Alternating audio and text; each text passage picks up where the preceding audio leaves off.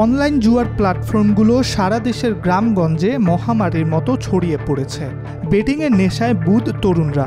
1xBet, Melbet, নগদ 88, Crickex, জিতবাজ, bet উইনারের মতো online জুয়ার প্ল্যাটফর্মগুলো এখন বাংলাদেশের গ্রামগঞ্জে মহামারীর মতো ছড়িয়ে পড়েছে। বিদেশের সার্ভার ব্যবহার করে অবৈধভাবে চালিয়ে যাচ্ছে কার্যক্রম।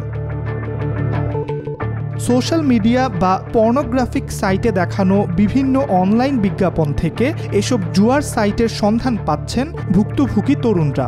এছাড়া এমন প্ল্যাটফর্মও আছে যেখান থেকে ব্যবহারকারীরা সিনেমা বা টিভি শো ডাউনলোড করেন।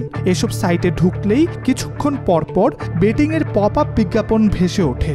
মাত্র একটি ক্লিক করলেই ব্যবহারকারীরা সোজা পৌঁছে যান সাইন আপ পেজে। এভাবেই বেটিং সাইটগুলো সবার জন্য সহজলভ্য হয়ে উঠছে।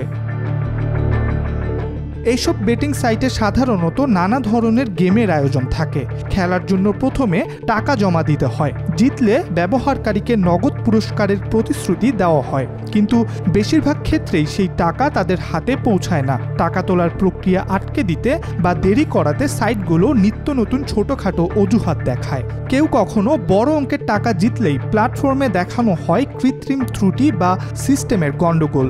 ফলে জেতা টাকাটা আটকে যায়। খেলোয়াড় অপেক্ষা করতে থাকেন, কিন্তু সেই টাকা আর তার হাতে আসে না। সাইবার সুরক্ষা অধ্যাদেশ 2025-এর 20 ধারা অনুযায়ী জুয়ায় অংশ নেওয়া বা এর প্রচারণা করা ফৌজদারি অপরাধ। অনলাইন জুয়ায় অংশ নেওয়া, এর প্রচারণা চালানো কিংবা এর এজেন্ট হিসেবে কাজ করা সবই শাস্তিযোগ্য অপরাধ। আইনি বাধা থাকার পরও অনলাইন বেটিং ও জুয়া দেশের গ্রামাঞ্চলে তড়িৎ বেগে ছড়িয়ে পড়ছে। ইব্রাহিম হোসেন, আজকাল।